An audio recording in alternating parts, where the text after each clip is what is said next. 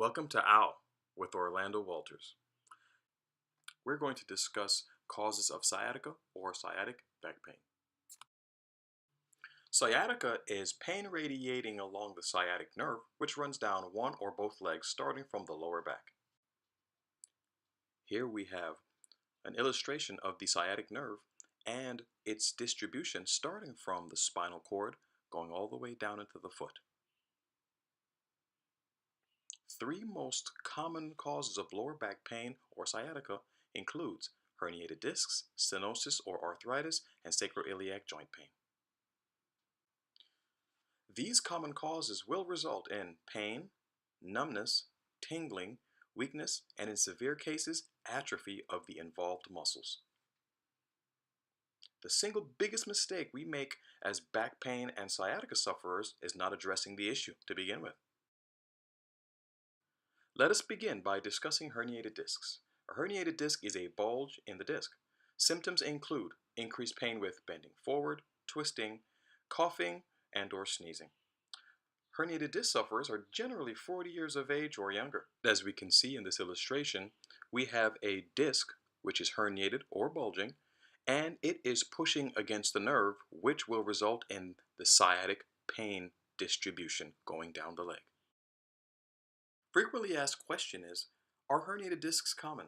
Well, if you were to take an MRI of 100 random individuals without back pain, how many would have a disc herniation based on the MRI? Well, to answer that question, approximately 80 out of the 100, or 80%, would demonstrate signs of a disc herniation. Well, what does this mean?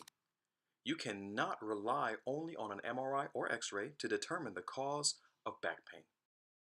Your discs act as a shock absorber for your spine. A healthy disc is like a jelly donut. The disc is made of a gel-like structure surrounded by a wall of fibers. Contributing factors to a disc herniation are due to repeated stress and forces to the discs from bending forward, lifting repeatedly, or from trauma, such as car accidents. These fibers can break down over time.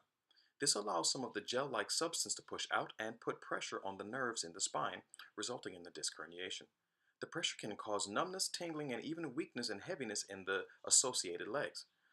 When this happens, the back pain and sciatica sufferer can usually take their finger and trace the sciatic nerve down the back of their leg.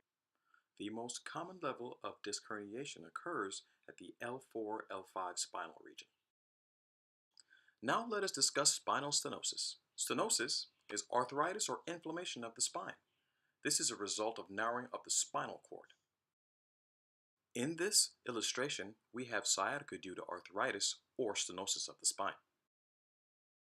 Most of us shrink as we age. One of the key factors to us shrinking is a decrease in the space between the bones in your back. When that happens, the hole where the nerves come out gets smaller. When we bend back, as in standing and walking, the hole gets smaller and puts pressure on the nerve.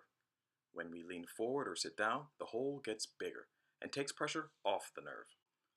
Common symptoms associated with stenosis include pain with standing or walking, relief with sitting or leaning forward. Stenosis generally affects individuals 50 years of age or older. A frequently asked question is it possible to be normal again if I have arthritis, stenosis, or degenerative disc disease? The answer to that question is yes. The third reason for sciatic pain is sacroiliac joint pain. What is the sacroiliac joint? Well, the sacroiliac joint is formed by the connection of the sacrum and the ilium. This is probably the most missed cause of back pain and sciatica that we have seen in our clinic. Why?